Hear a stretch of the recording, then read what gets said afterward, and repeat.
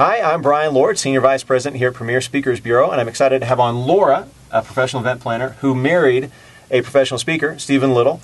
And so we're going to go through some questions here. And so this one is for Lora. We'll start with you. Okay. But when it comes to session timing, I know sometimes that's an issue that comes up. How do you feel that's the best way? How would you like it how a speaker should handle session timing with you? Well, it's really important to be on time, no matter what. No matter if we're 5 minutes behind or right on time. I think it's a speaker's number one priority to make sure that the timing of the agenda goes off as planned. Yes. Mm-hmm.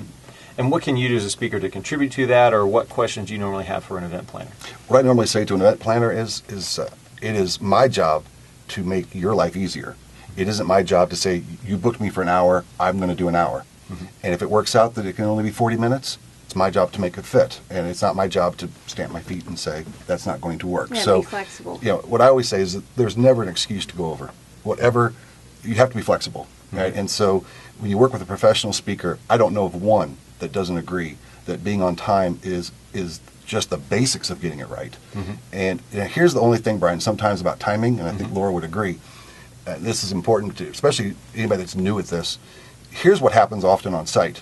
We've agreed to a time. Mm-hmm. Now the planner said we're running behind. I need you to do 40 minutes instead of an hour. Now I'm sitting at a head table, and the president says, I know we're running behind, but I want you to go ahead and do it. And he's not aware that she's got sponsors that are at the breakout.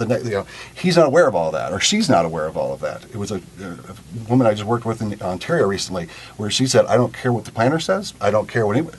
I run the joint. I want you to do.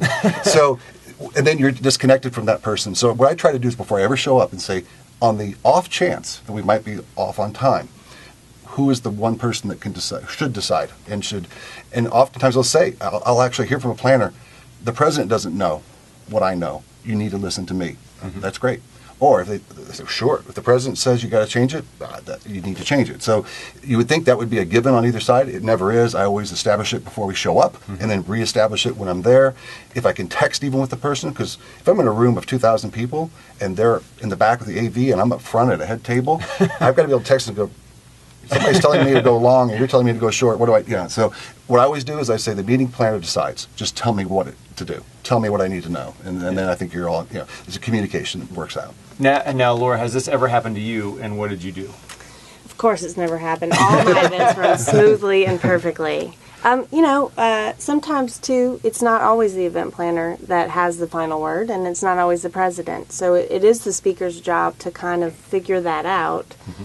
Who should I trust or listen to in that moment? Mm-hmm. Because for me, the event planner is important that we follow the agenda and that we are on time, because there are other people involved. Because for me, it's about the overall success of the event. Sometimes for the speaker, it's just about his or her slot in that event. So, In fact, see if you remember this one, Laura. We just did one about maybe 8 weeks ago. Oh, insurance event, 800 insurance agents. 4 people in charge, supposedly. The outside meeting planning company, the person that had hired us, the person whose territory it was a regional event, and they were the VP in charge of all of it, and then that person's boss. 4 times over the course of 30 minutes, we were told, really, I'm in charge. Now, can you go around and tell the other ones? The other ones, what we do is, the person that has brought us in is the person in charge.